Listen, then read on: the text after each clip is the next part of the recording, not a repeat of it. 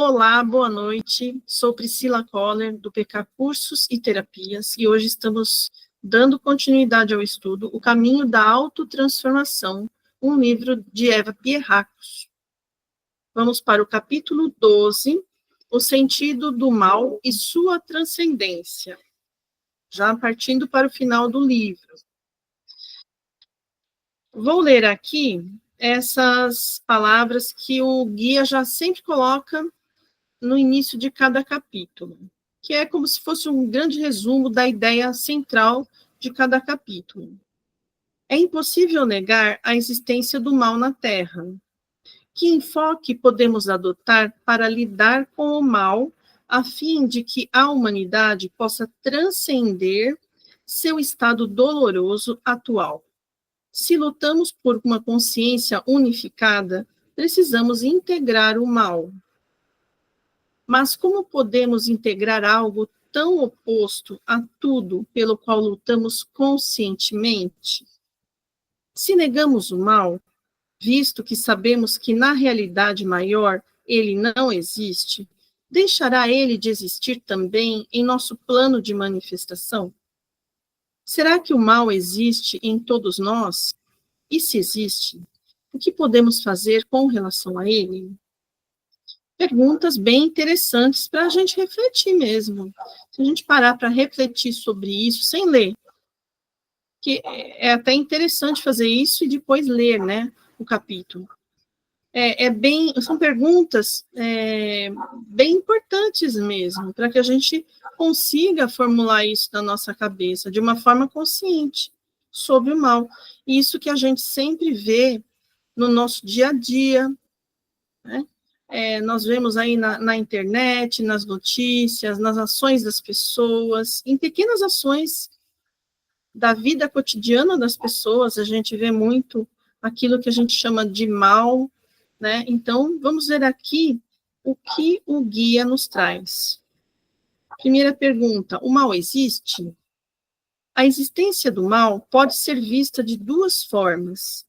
A religiosa, que vê o mal como uma força oposta ao bem, e a filosófica, que considera uma ilusão. Ambas abordagens têm suas limitações, pois a visão dualista pode gerar medo e culpa, enquanto a negação do mal pode resultar em cegueira e repressão. Repressão de quem? Da gente mesmo. A gente começa a achar que não existe o mal, né? Não existe essa parte nossa, essa dualidade em nós, né? Existe essa dualidade, na verdade, em nós. Existem duas partes, não existe só a luz, existe também as trevas, né? Sempre vai existir o feminino, masculino, os princípios, né? Feminino, masculino. Então, sempre existe essas duas partes para que isso possa ficar equilibrado. Não pode existir só uma, e sempre existirão as duas, né? E o mal, se ele não existe, o que é isso que acontece? Que a gente observa, né? Essa ignorância que a gente vive, e que a gente observa ao nosso redor e na gente mesmo, né? Que não são só as pessoas, só o que está fora que traz essa ignorância. Nós também trazemos. Quanto de mal existe em nós? Também, não é? Então, fica difícil dizer para a gente que o mal é uma ilusão, não é? Ao mesmo tempo que a visão religiosa aqui fala como se fossem duas coisas que não estão integradas, elas são duas coisas diferentes, o bem e o mal, né? Então, existe sempre uma oposição, não é? Então, isso passa a ser bem complexo quando a gente começa a refletir sobre, né? Então, seguindo aqui, segundo o guia, é preciso conciliar essas perspectivas para evitar armadilhas da repressão e da justificação de comportamentos indesejáveis, buscando uma compreensão mais ampla do mal, né? Então, o mal vamos pensar que é uma energia, né? É uma energia única, esse mal. E o bem também é uma energia. Se trata da mesma energia, só que em gradações diferentes, não é? Então, na verdade, quando a gente integra isso, a gente forma uma mesma energia. Dentro desse mal, existe ali o bem, vamos dizer, em germe, né? Só existe uma pouca quantidade desse bem. Agora a gente pode falar até da energia do amor, né? O bem, a gente pode fazer uma ligação, uma conexão com a energia do amor. Existe apenas a energia do amor. Agora, quando a gente fala em amor, a gente vai perceber degradações disso, né? Dessa energia. E quando a gente tem falta de amor, a gente acaba entrando naquela zona onde existe algo que é mais destrutivo, algo que causa dor, que prejudica, não é? Por quê? Porque existe uma ausência daquela maior, daquela energia do amor. Mas a energia do amor está ali, porque se não estivesse ali, como que, por exemplo, alguém extremamente cruel poderia ter chance de se tornar alguém bom, se não tivesse o amor ali, em algum lugar desse ser, não é? Como ele teria condições e chances de trabalhar essa energia e de fazer com que ela começasse a se desenvolver, a crescer, a frutificar dentro? Como a gente arruma um mundo que está completamente repleto aí de mal, como a gente ajuda a mudar essa situação de um mal mais amplo, se não existir o bem ali também, para que possa germinar esse bem? Então, quando a gente pensa dessa forma, a gente está vendo de uma forma mais ampla a aceitação correta do mal. Todo sofrimento resulta da autodestrutividade e negatividade da pessoa. A ansiedade e insatisfação enfrentadas surgem ao confrontar traços indesejáveis em si mesmo, né? Então, quando a gente começa a olhar isso que a gente chama de mal dentro de nós, a gente começa a confrontar, então nós não estamos reprimindo, nós já estamos aceitando esse mal em nós. E esse mal em nós, ele pode ser trabalhado com o bem que também existe em nós. Pode ser integrado ao nosso ser. Então, não existe essa separatividade, existe essa integração, essa visão mais holística.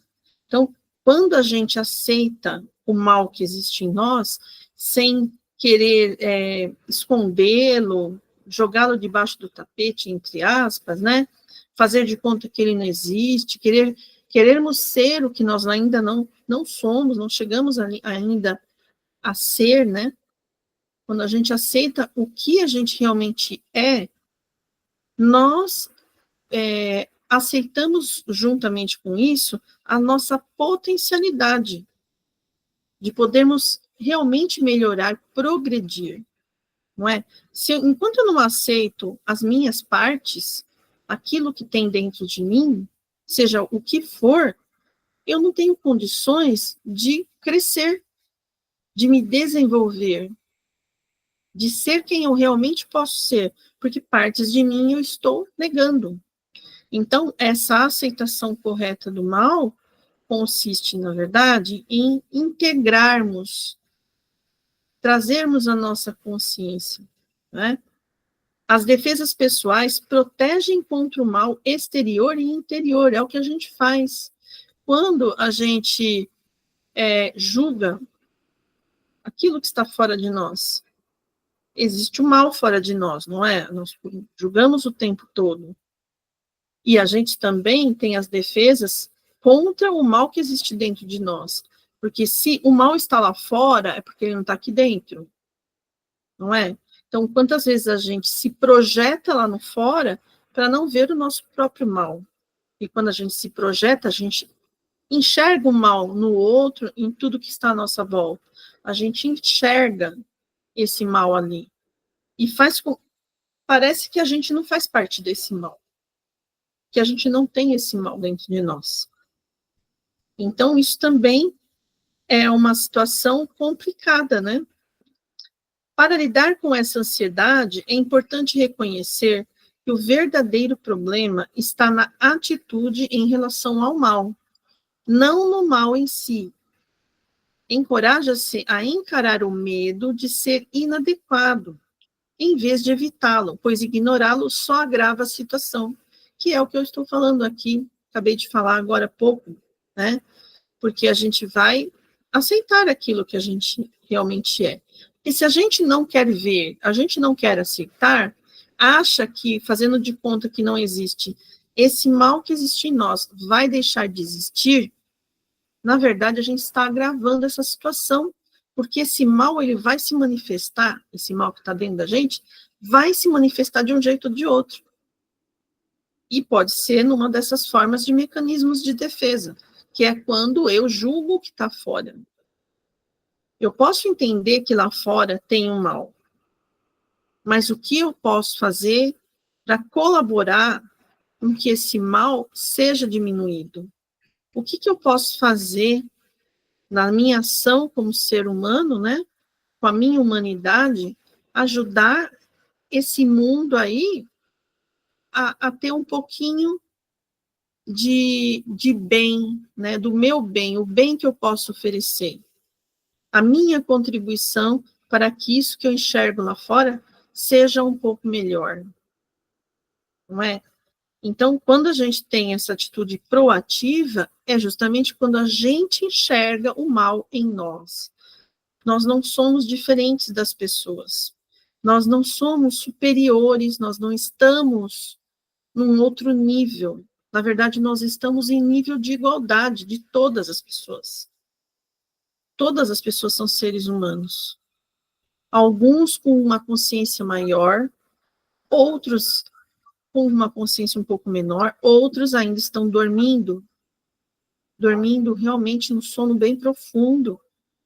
Então, nós convivemos com essas diferenciações de níveis mesmo de vibração entre as pessoas, não é? Muitas vezes a pessoa ela pode até ter um grande conhecimento intelectual, mas ela ainda acaba causando o mal, né? Acaba prejudicando de alguma forma, ou com palavras, ou com ações, ou com atitudes ali, né? Coisas que ela cria, e tudo que ela pode fazer, não é? Quem foi, né, o criador da bomba atômica, por exemplo, foi alguém com um grande nível intelectual, porém criou a bomba atômica e prejudicou muita gente. Então, não se trata do nível intelectual, não é? Se trata de uma consciência, uma ética que é com a humanidade, né? Uma ética humana. Essa é a ética que a gente precisa ter, né? Uma ética que é cósmica, a cosmoética, né?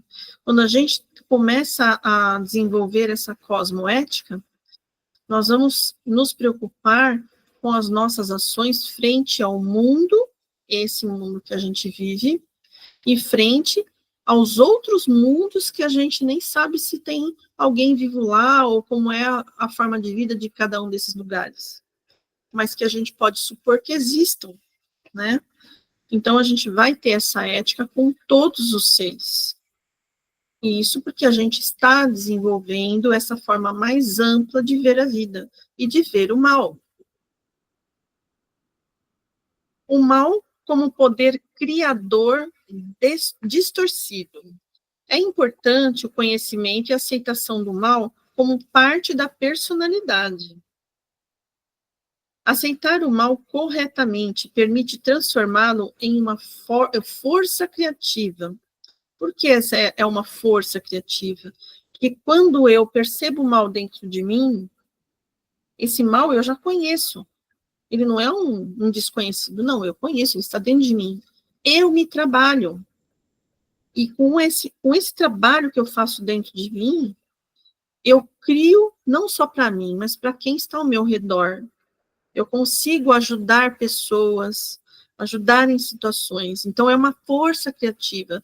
Não é quando a gente pensa em ter experiências e com essas experiências a gente consegue ajudar outras pessoas. Experiências, muitas vezes, que a gente tem dolorosas e que a gente acaba ajudando outras pessoas. Então, esse mal, ele acaba sendo uma força criativa. A maioria das pessoas nega aspectos destrutivos em si mesmas, o que impede o autoconhecimento e a autoaceitação. Isso fica muito claro, né? Não é muito difícil de entender essa frase. Quando eu nego o que tem de destrutivo em mim, eu me fecho para isso, eu não quero olhar, o que eu estou impedindo? O meu autoconhecimento e a minha autoaceitação. Não tem dificuldade em entender isso, fica muito claro, né?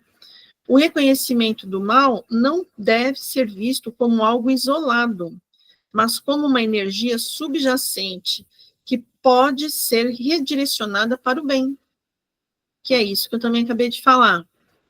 É uma energia. Energia, ela não é boa nem ruim, é somente uma energia. A energia, se ela estiver ali voltada para o mal, para o que é destrutivo, pode ser transmutada e redirecionada para algo positivo, construtivo, que ajude as pessoas, que ajude a humanidade. A negação do mal causa estagnação e sofrimento, enquanto sua aceitação leva à integridade e ao crescimento pessoal. Não é? Mais claro ainda, né? Fica muito claro. Com certeza, se eu nego esse mal em mim, eu não cresço, eu estou parado, eu fico ali, eu não consigo seguir em frente. Por isso que, quando eu tenho problemas, eu tenho dificuldades, dores, eu não aceito, acaba que a vida me traz da mesma coisa de novo, situações repetidas, e eu vou vivendo as mesmas dores, e aquilo vai me consumindo, e sempre volta a acontecer. Por quê? Porque eu não consigo sair dessa estagnação, porque eu estou parada. Eu fico girando em falso sempre, na mesma situação. Então, é muito melhor que a gente comece a aceitar as nossas dificuldades internas, as nossas ignorâncias internas ainda, do que a gente fazer de conta que não existe, como se isso fosse fazer com que essas nossas características sumissem, coisa que não vai acontecer, né? A chave A chave é reconhecer e integrar essas partes indesejáveis, sem justificá-las. Ou seja, eu fiz tal coisa porque eu estava isso, aquilo, daquele jeito. Eu não fico justificando. Não tem porquê. Eu não preciso justificar. Eu só preciso entender que aquele comportamento me pertence. E que eu uso determinado comportamento para alguma finalidade interna, que só eu sei. Eu preciso descobrir por que eu uso determinados comportamentos, para que eu uso determinados comportamentos. Eu não preciso justificar para o mundo nada, nem justificar para mim mesma, porque isso não resolve, isso não muda nada. O que muda é refletir sobre o porquê, o para que eu uso algo. A chave, então, é reconhecer e integrar essas partes indesejáveis sem justificá-las, permitindo, assim, uma expressão honesta e transformadora. É sermos honestos conosco mesmo. A gente precisa ter essa honestidade. Não importa o que a gente tenha dentro de nós. O que a gente tem aqui dentro, não importa. O que importa é que nós vejamos cada uma das nossas partes. porque todas elas são importantes. Todas elas são necessárias para que a gente se integre, para que nenhuma parte nossa fique aí, né, desintegrada do nosso ser.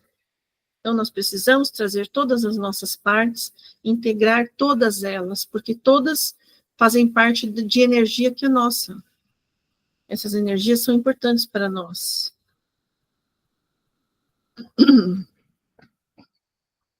A libertação da beleza interior. Ao deixar de negar sua fealdade, aquilo que é feio em você, você também reconhece a sua beleza. Cada pessoa já possui uma beleza real que muitas vezes não percebe. A aceitação simultânea da beleza e da fealdade em si mesmo é fundamental para uma percepção realista da vida e para a integração interna. Então, aquilo que é feio em nós precisa ser integrado com aquilo que é belo em nós. Aí, nós entendemos que nós não somos perfeitos ainda. Nós estamos perfeitos hoje dentro daquilo que a gente pode ser. Não temos que ter culpa, vergonha, tristeza, nada disso, porque nós somos perfeitos dentro daquilo que a gente pode ser hoje. Dentro daquilo que a gente pode ser hoje, não falta nada em nós. Mas a gente precisa ter um olhar para que a gente possa ir fazendo os ajustes. Esses ajustes da nossa personalidade, daquilo que precisa ser visto, daquilo que não está tão bom e a gente precisa que fique melhor, porque aquela nossa característica, ela realmente está nos estagnando de alguma forma, então é do nosso interesse que a gente cuide daquele aspecto, não é? Aquele que a gente observou. O feio em nós, aquilo que é feio, na verdade, faz parte de nós. É uma energia nossa. E não vai dar para a gente fazer de conta que não existe. Essa aceitação permite ver a dualidade em si e nos outros, superando conflitos e paralisia criativa. Aceitar a dualidade é essencial para transcendê-la e experimentar plenamente a vida. Agora, a transformação. Atitudes destrutivas não são em si o mal. Ao aceitá-las honestamente, sem repressão, elas podem se transformar em energia criativa gradativamente. Ou seja, não é de um dia para o outro. Eu começo a aceitar aquelas minhas características que antes eu me envergonhava, que eu não queria que os outros vissem, eu começo a aceitá-las. Aos poucos, elas vão se integrando na nossa parte que já está ok ali, que já está num caminho melhor, ela vai se integrando, ela vai se equiparando, e a gente vai trazendo tudo isso, e vai permitindo que essa reflexão vá ocorrendo, e nós podemos, então, fazer com que essa energia criativa possa se desenvolver no decorrer da nossa vida. Então, nós não estamos estagnados, nós estamos caminhando mesmo, estamos evoluindo. Agora, quando a gente não tem essa aceitação, quando a gente não enxerga essas nossas partes que precisam de uma maior atenção, né? Quando a gente não faz isso, nós estamos nos arrastando na vida. Está vindo mais sofrimento para a gente. Por quê? Porque a gente está ali estagnado, enquanto a gente não consegue enxergar essas partes em nós ficamos ali parados no sofrimento, na dor. O reconhecimento de sentimentos como o ódio, a crueldade, ao invés de serem negados, devem ser integrados, permitindo que se transformem em amor e alegria. Por quê? Porque o amor é a única energia que existe. Todas as outras energias, emoções, né, são energias que vêm do amor. Muitas estão distorcidas, como, por exemplo, o ódio. É uma energia que está distorcida do amor. Mas só existe o amor. Então, tudo provém dele. Se tudo provém do amor, significa que no ódio, ali no ódio, existe uma pitada de amor. Existe. Porque se não fosse assim, como que o ódio poderia ser transmutado e ser transformado em amor? De que jeito? Não teria como, não é? A compulsão de gastar dinheiro, ele traz um exemplo aqui, ele vai trazer um exemplo dessa forma de transformação, né? Ao perceber que esse desejo está ligado a uma busca legítima por prazer, a pessoa pode aprender a expressá-lo de maneira responsável e sem culpa, ou seja, a pessoa tem uma compulsão ali de gastar dinheiro, né? O que ela vai fazer?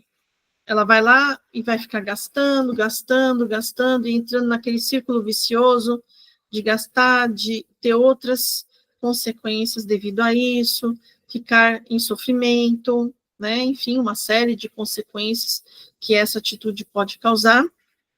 Ela vai ficar assim, ou ela vai se culpar.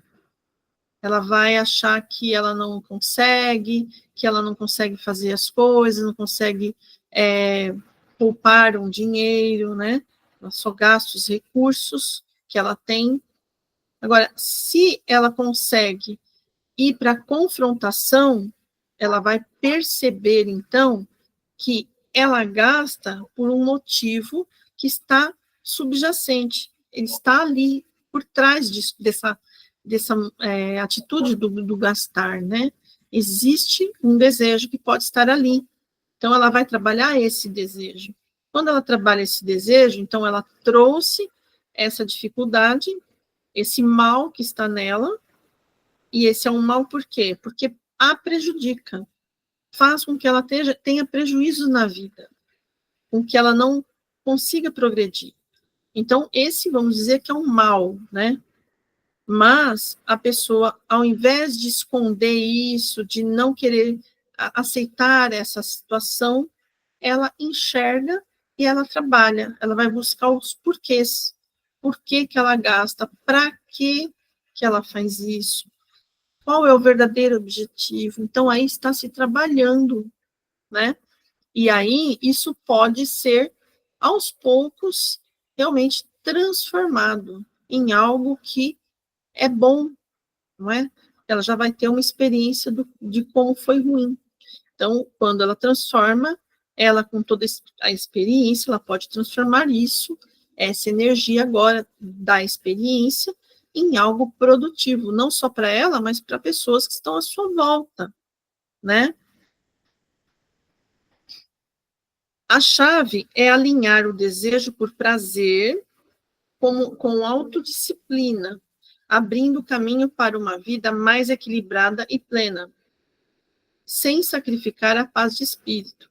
Porque quando você gasta, gasta, gasta, você vai ter consequências que vão fazer você perder a sua paz de espírito, não é?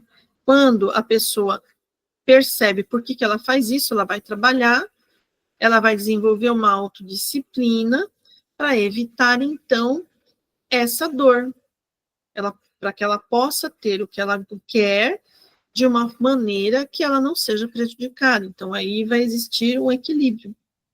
É importante a autoexploração e a crença na possibilidade de mudança e autoexpressão. Então, é essa busca de se trabalhar, tá? De diversas formas, ou sozinho, ou numa terapia, né? Ou terapias em grupo, cursos, livros, enfim, existem uma série de maneiras que podem ajudar uma pessoa a ir trabalhando algumas questões que ela traz da personalidade. Aí nós vamos agora para o capítulo 13, a autoestima. esse é um tema muito importante que envolve a nossa geração atual, né? Muitos problemas de autoestima levam a outras consequências, né? E aí o livro trata desse tema de uma maneira bem interessante. Então, o guia diz no início: certa vez, o guia revelou que quando os seres humanos se odeiam e se rejeitam, os anjos choram. Ouvimos, mas esquecemos muito facilmente que, como almas encarnadas, somos manifestações divinas. Temos a tendência de considerar a parte da nossa natureza que apreciamos menos como sendo nosso verdadeiro eu e permanente. É aquela história da baixa autoestima, né? A gente acaba achando, sempre focando no negativo, como a gente foca muito no negativo, que é um assunto que também já falamos aqui nos capítulos anteriores, né? Essa questão de focar no negativo. Quando a gente foca no negativo, a gente foca no negativo também nas nossas qualidades, né? Então, a gente chega para nós mesmos e nos convencemos de que nós não somos bons, né?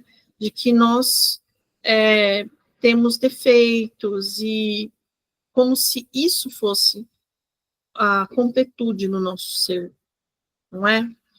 Então, nós acabamos nos odiando e nos rejeitando. A gente faz isso com a gente mesmo. Muitas vezes a gente faz isso com outras pessoas, que também é uma forma de nos projetar, de fazer de conta que isso não está em nós, mas já está, né? Como o guia explicará, esse entendimento acarreta consequências perigosas.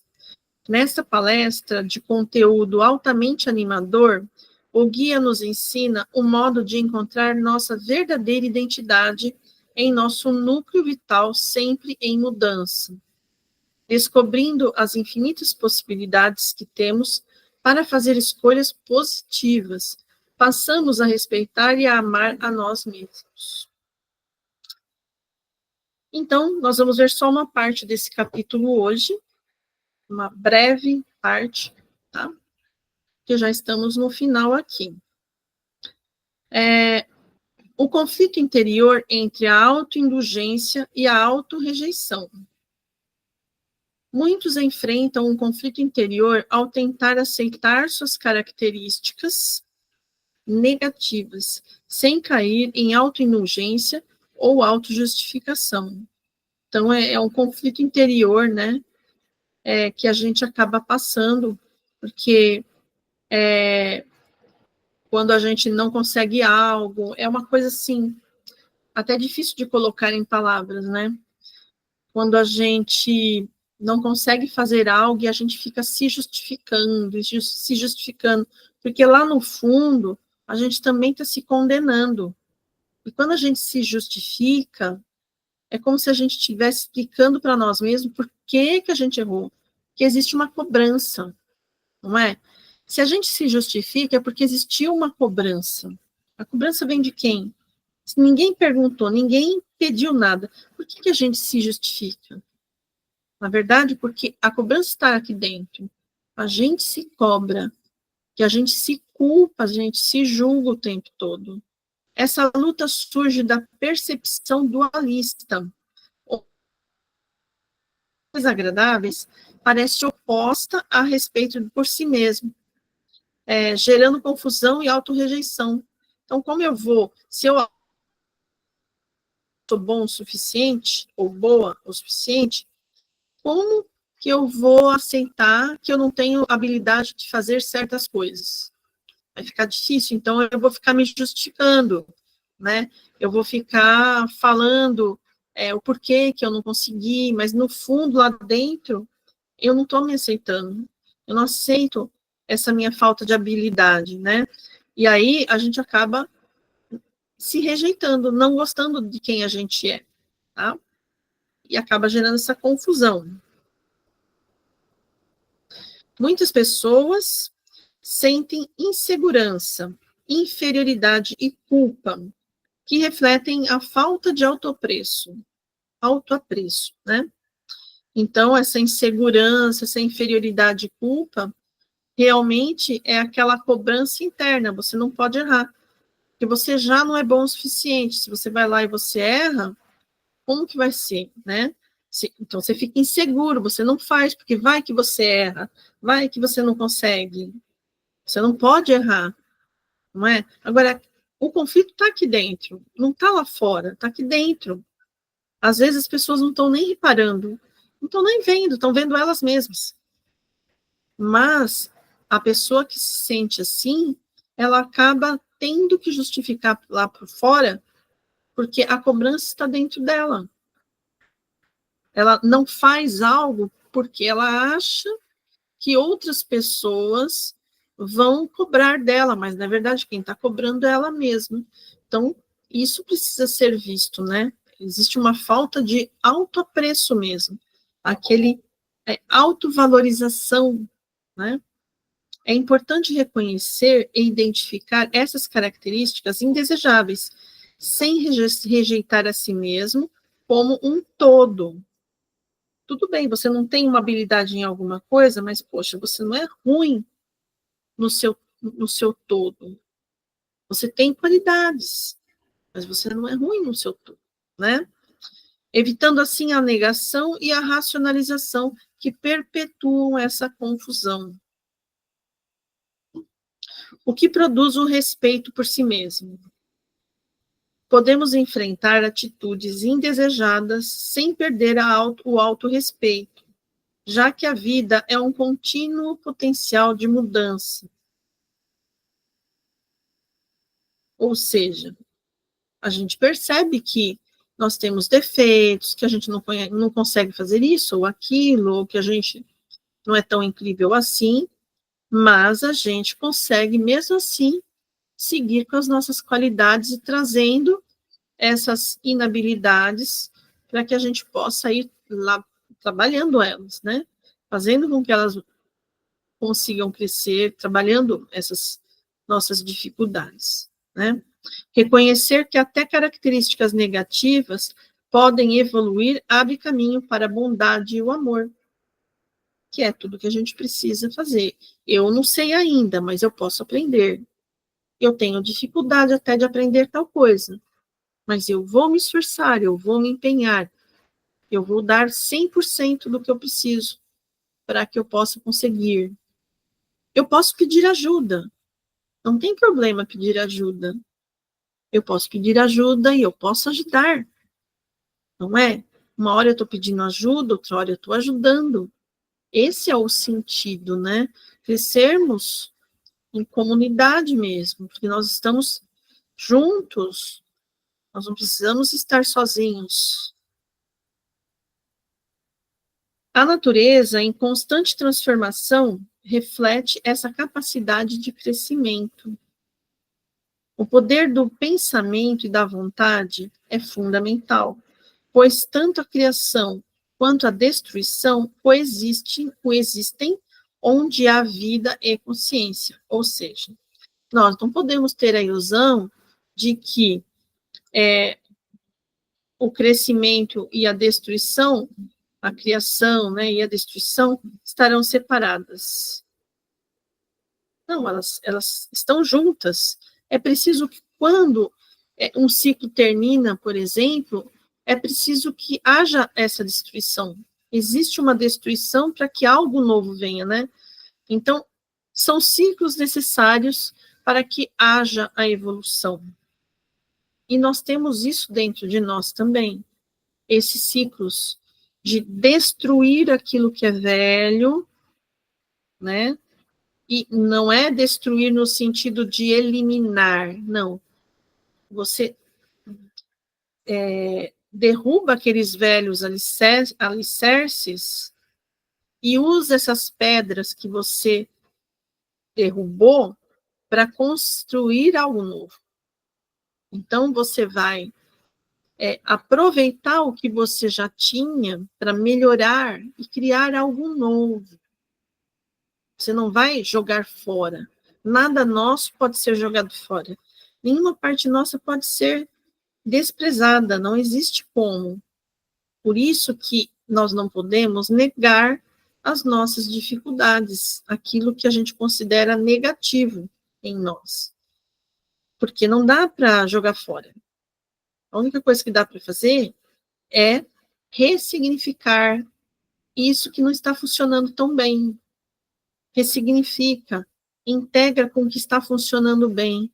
Os dois juntos vão fazer um movimento de crescimento. E são duas forças com qualidades e precisam estar juntos para que haja crescimento.